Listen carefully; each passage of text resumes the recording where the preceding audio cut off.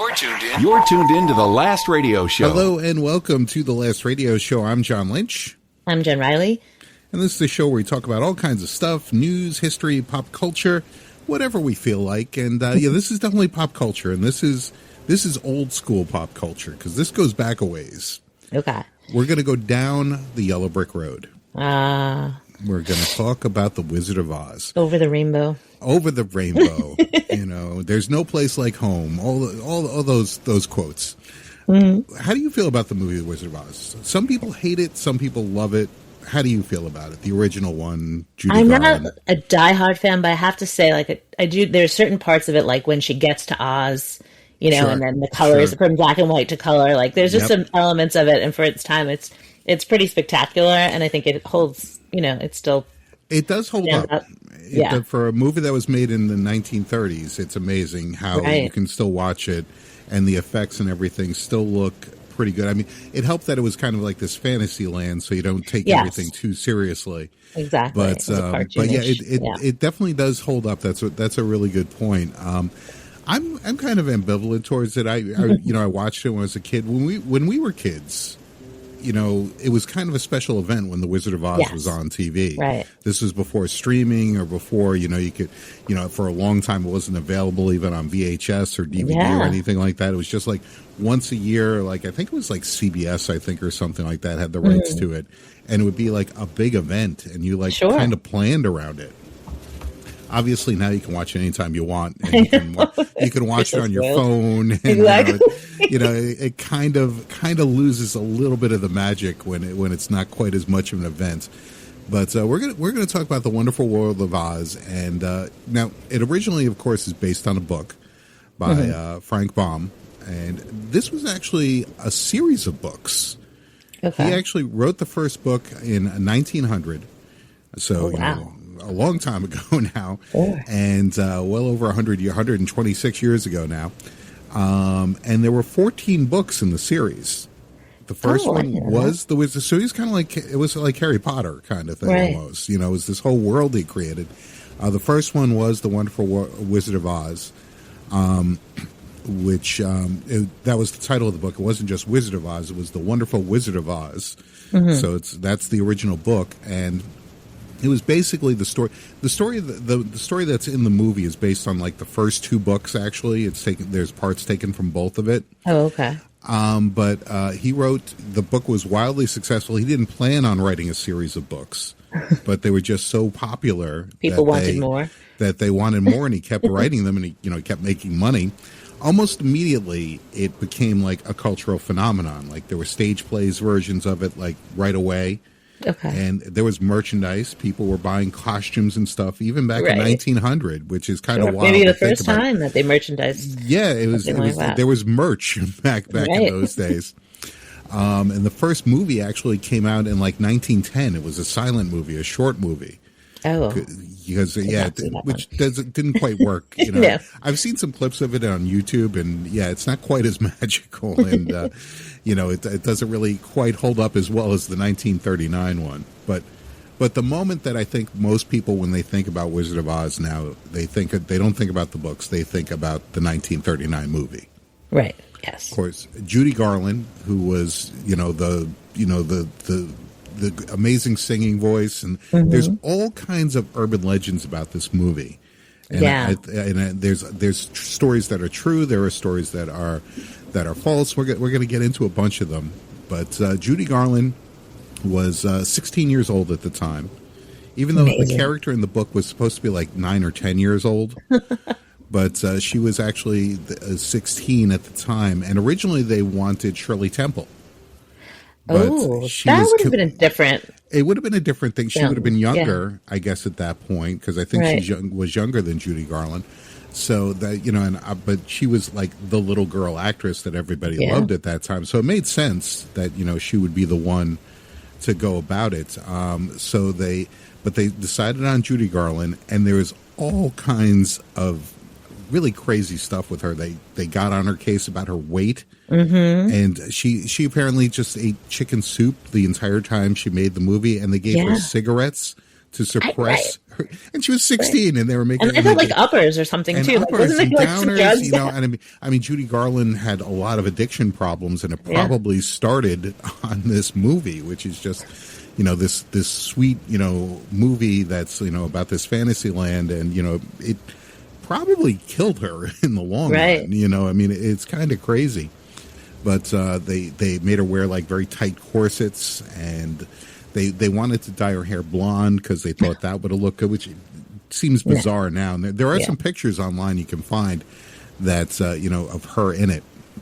But she definitely had a rough time. Another person who had a really rough time is Margaret Hamilton, who is of course the Wicked Witch. Mm-hmm. And you know, probably steals the movie. I mean, I think she's the most memorable character for me anyway. Yes, for sure. Yeah, and she was scary. I mean, she scared me when I was a little kid. Oh, she was the worst nightmares. That was like the worst. With the monkeys? Oh. Yeah, yep. And the flying monkeys, that's right. Yeah, her pretties, right? Go, my pretties. That was her line, right?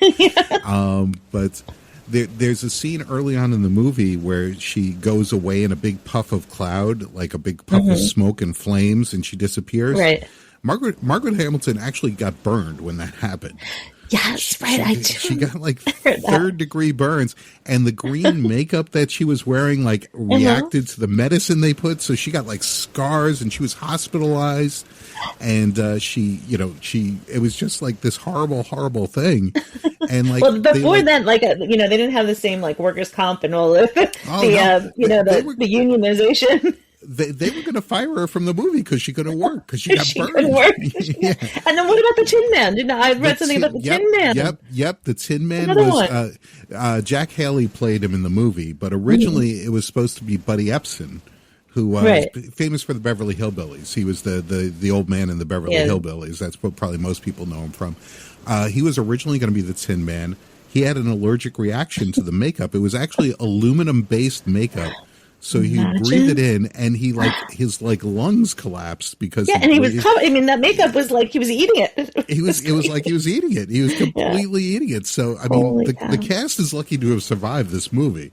For sure, it really is, and this is just in the early stages of this is like in the screen testing. This is before they even started actually filming the movie. People were dropping like flies.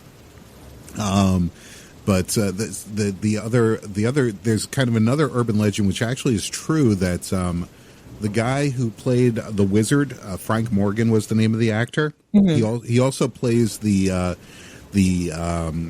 professor in the beginning of the movie. That's right, like Dorothy's, man, you know, so because everybody in the beginning of the movie ends up being characters in Oz, of course. Yeah. But the jacket he's wearing when the props department went to get clothes and costumes for the thing, they went to an old thrift store, and they wanted to get an old worn out top coat kind of jacket. And when they got it, they picked out one for him to wear. And when they looked into it, there was a name in it, and the name in the jacket was L. Frank Baum, the man who wrote Wizard of Oz. And they actually they checked with his wife, and it was actually his coat. And which is just bizarre. That's so wild. I wonder where that coat is now and how much it's worth. Yeah, I don't know if they saved it. I hope it was saved. I know there was a thing a couple of years ago. They sold one of the original Cowardly Lion costumes. Oh, really? And it went for an insane amount of money. And the slippers I think are on display somewhere. I feel like I've seen them. And one pair was stolen. There was a whole thing with the slippers, because there was multiple pairs. Mm-hmm. And that's actually kind of an interesting trivia question too, because in the book, the slippers are silver slippers, not ruby red. But they thought they'd show up better on the color film if they did red slippers, which they were probably right. Yes, that's obviously very iconic. The best line, the best song from the movie, of course, was "Somewhere Over the Rainbow," which became legendary and won the Academy Award for Best Song. When they were editing the movie, the people who were running the studio said, "I cut that out." The song? Yeah, they wanted to cut that out. They said, "You know what? I have to be honest. Watching it as a kid, I was like, I wish we could just skip over the song. Kind of fast forward that part. It was a little long, but obviously, for the sake of history, it's probably a good thing they kept it in because it is quite iconic and probably the best, maybe the best known song associated with a movie ever. Sure. That definitely is. But we mentioned a couple of lines at the beginning. There's a couple of things that are really kind of like known terms now because of this movie. We're not in Kansas anymore. Oh, people yeah. say that, people say that. There's no place like home. Pay no attention to the man. Yeah. To the man behind the curtain. Yep. That's my favorite. I always say that, the man behind the curtain. Exactly. That is right. That's a big one. We use that in radio a lot. We always say that. Pay no attention to the man behind the curtain. Right, exactly. There's a lot going on. But so that was some of the stuff about the 1939 original musical, which is interesting. It is a musical because there's a couple of singing numbers, but once you get like halfway through the movie, there's not much singing. Right. Almost all the songs are in the first part of the movie, the first half, with the Munchkins and everything going on. So they've done a bunch of sequel movies and prequel movies, especially in recent years. In 1972, they did a Journey Back to Oz movie with Liza Minnelli actually voicing Dorothy, which is kind of interesting because, of course, she's Judy Garland's daughter.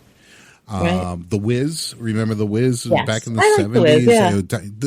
The Wiz is fun. Diana Ross, Michael Jackson, Richard Pryor's in it. Very cool. Ease on Down the Road, that was the one. Yeah, that's right. Yep, that was the big one. Did you ever see in the mid-'80s they did a movie called Return to Oz, which is very infamous? Disney put this out. I do, and I just remembered it for the first time in years. And I'm trying to think what it was. Were there little like statue? What was the premise to that movie? I can't remember. It was basically Dorothy Goes Back to Oz, but it's such a dark movie. Right. They had these characters called the Wheelers, which were guys who had wheels for arms and legs and were chasing Dorothy around. Yeah, I think that's what I'm thinking of. There was something like abstract about it. Right. And like basically the plot of the movie was Dorothy goes back home and starts telling everybody about Oz, and they think she's got a mental problem. Oh, okay. And she gets institutionalized, and they're giving her electroshock therapy. What year was that? This was in the 80s, yeah. Sounds about right. Yeah, this is a very 80s kind of thing. Yeah. But, and a lot of people they went way overboard with the darkness, and a lot of people hated the movie. They thought it kind of just took away from the magic of the feel-good of the other one. Although the original movie had some dark parts to it. Sure, I mean, Dorothy killed a witch to start the movie. And then she killed another witch to end the movie. And she melted. Yeah, and she melted. Which was scary. Which was pretty scary. I'm melting, which is another iconic line. A few years back, there was the James Franco movie with Oz the Great and Powerful, which was kind of like the same plot line as Wicked. It was kind of like a prequel kind of movie. Okay, I don't remember that one. Yeah, but Wicked obviously became much more popular as a Broadway play, and recently they did the 2-part movie version of it, which has done extremely well. I haven't seen it. I'm so embarrassed. I have never seen the play nor the new movie. My daughter's seen it. I've never seen it. She saw the play? Your daughter? No, she saw the I was going to take her to the play, but I never got a chance. Okay. But she saw both the films, but I've never seen it. Yeah, it's supposed to be pretty good. I've seen parts of it, but it's a commitment. It's a lot of time. 2 movies is a long time. Yeah, right. That's you're talking about 4 or 5 hours there. That's right. You gotta commit to it. So I want to get a little bit more into some of the urban legends that were not exactly true. Okay. So some of these, we actually talked about one of these not too long ago. We did an episode about Pink Floyd. Yes, and we talked about the Dark Side of the Rainbow. Now, this was basically that the album Dark Side of the Moon syncs up with The Wizard of Oz, the movie. Right. Now, you said you did it, right? I've never done it, but I've heard of it. I've tried it. This became kind of a thing. It became, the urban legend started like in the 80s, I think. Yeah. And that was when people had home video and stuff like that. Because Dark Side of the Moon was made in the 70s. Right. Nobody had like a version. Nobody had The Wizard of Oz to play it, to sync it up with an album. So it didn't really make a lot of sense that they would do it, because who could find this out? They didn't know, home video was coming or streaming was coming, So it didn't really And make you a had lot to of start sense. at a specific time, right? It was that. Yeah, I think if I remember correctly, there's the lion, the MGM lion that roars at the beginning of all their movies. I think he roars like 3 times, and you have to like start the album on the 3rd roar or something like that. And a couple of things do line up, and they are kind of funky when you see them together, but it's purely coincidental. Yes, sure. It is purely coincidental.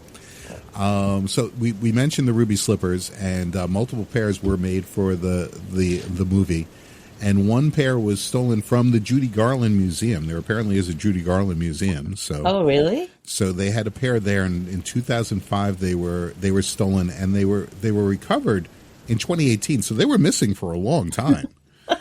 And no details exactly what went on that or how they were recovered, The other some of the other really dark things that I think this one maybe is the most popular urban legend from it, but there's a hanging munchkin in the background in one of the scenes. Was that true? No. Okay. No. Apparently what it was, and this rumor started again when home video came out and people were watching the movie over and over again. And stopping it. Originally finding it. Yeah. Stopping it, yeah. And there is a scene at one point, I think it's right after they meet the Tin Man. So it's when they're hopping they're hopping down the yellow brick road, and I don't think they've met the lion yet, but I think it was the Scarecrow, the Tin Man, and the Lion, if I remember the order when they met them. I think so, yeah. In the movie. And there is something that looks like in the shadows like it could be a body hanging from a tree. Okay.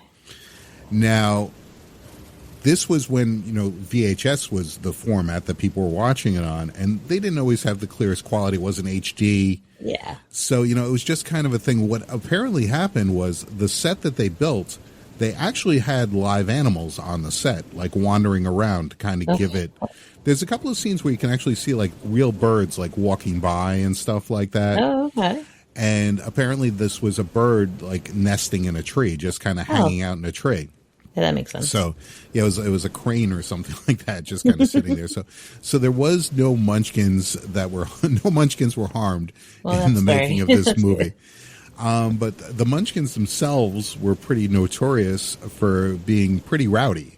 Well, I read that. I read that was like a legend as well. Is that true? Like they said, they got a bad rap. There was like 100 little people on this film, right? Sure. Yeah, they weren't all rowdy. Maybe there were 2.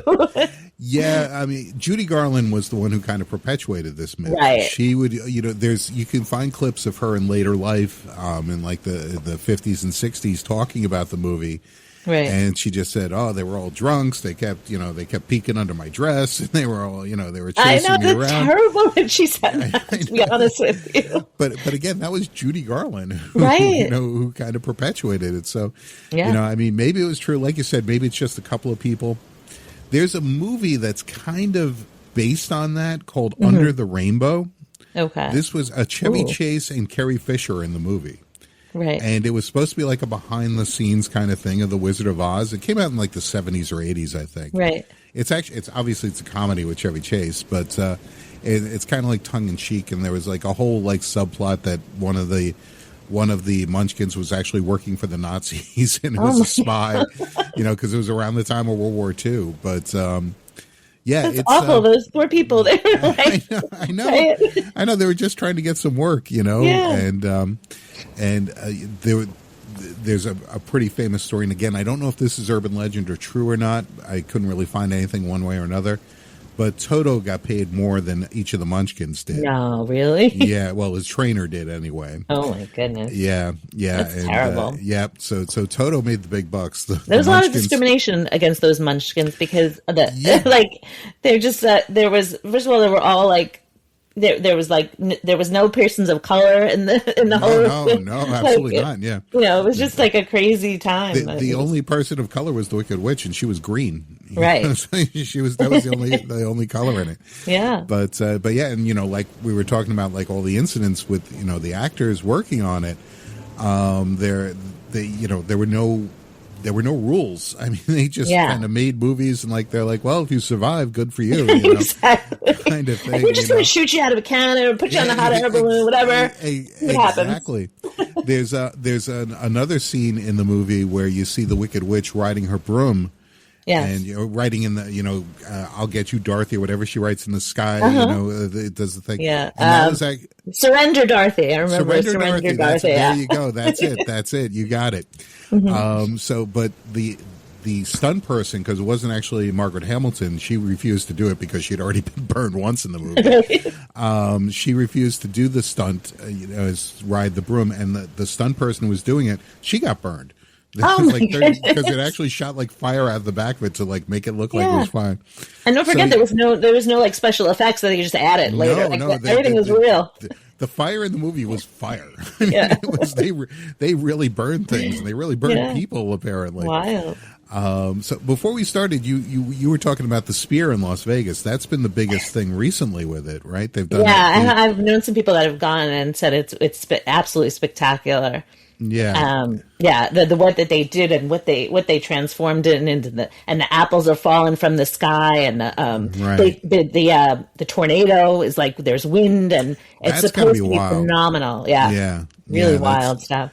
Yeah, I mean it definitely is, a movie again that was really ahead of its time in terms of going forward with that. Now, the question a lot of people have been asking, because the Wicked movies were so popular and they did so well, is, are they going to do more movies now? Are they going to do because I think the Wicked movie, and I could be wrong again because like both said we haven't seen it, but I think it kind of leads right into the Wizard of Oz. Like it kind of ends with Dorothy's there, and they're off to see the wizard. Yeah, I think it does. I feel like we should watch it. Really, we might have to do some research. We'll have to do a part 2 kind of thing. But that's kind of the interesting thing too, is it kind of these prequels kind of recontextualize the Wicked Witch, because she's kind of like played like she was kind of pushed into this role, and kind of, again, I haven't seen the movie so I can't really speak to it, but from what I've read about it, her and the Wicked, her and the Good Witch, Glinda. I forget. Right, Glenda. They were friends, and then they got pushed apart, and and the Wicked Witch wasn't so wicked, and the Good Witch wasn't so good. Like I feel like that's the theme, maybe. There's a shade of gray there that they don't really get into. But you can't do a movie after The Wizard of Oz, right? Because does Oz even exist? I thought it was a dream, or was it not a dream? I don't know. It was kind of ambiguous at the end of the movie, because and you were there, and you were there, and you were there. Was, so I'm like, is it a dream? I thought it was a dream the whole time. I thought that's how it ended. She was dreaming it, but maybe I'm not. Yeah, but like I said, they did make the one in the 80s that was supposed to be after it, right? And he did. Again, they wrote 14 books that took place after it. So something must happen. So there's definitely more material they could pull from. They could definitely pull some more out of it. I think one of the things too, it's also probably been parodied more than any other thing. There's like Simpsons things, and Tom and Jerry did a version of it. There's a Muppets version of it. Oh, for sure. There's just it's definitely, again, really held up after such a long period of time. It's incredible how long. If you think about like the way, like you said, what it was 1920. When was it made? 1926. You said the original. The book was written in 1900. Oh, I'm sorry. Okay. And the film, the classic movie was made in 1939. So for the X amount of years later, for something like the Sphere, which is pretty much the most technological advanced venue, to be able to create something that uses something from 1930s. I mean, it's insane. It's crazy. Like I couldn't see them like doing that with like Gone with the Wind or something. Right? Like no, it doesn't really quite translate as well as I think. And again, I think what they had to do in the Sphere, because I read about it, is that they had to like recreate, because the film is only a certain size, so they had to like actually create the like extra scenes, because the Sphere is a big sphere. It's a big, they didn't have enough material to fill it. You can't just stretch it on it. So they actually, it was a big production to get that on the Sphere. It's amazing. Yeah, it really is, and crazy. Again, and hopefully when they did that, they didn't like burn any people or anything like that. Hopefully they learned their lessons from the original. Thank you for listening to The Last Radio Show. If you like the show, please subscribe to the podcast and leave us a review on your favorite platform. You can check us out on Facebook and Instagram at The Last Radio Show. We will talk to you soon. The Last Radio Show. The Last Radio Show.